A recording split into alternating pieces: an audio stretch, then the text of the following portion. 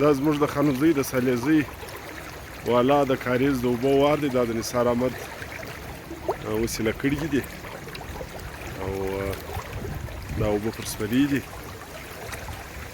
ماشاءالله آبادي جوړه سوې ده. الله دې نوره جوړه کړي. دا د حاجي قادر لالا دغه دی. دا د کاریز اوبه دي. ماشاءالله در روانې دي.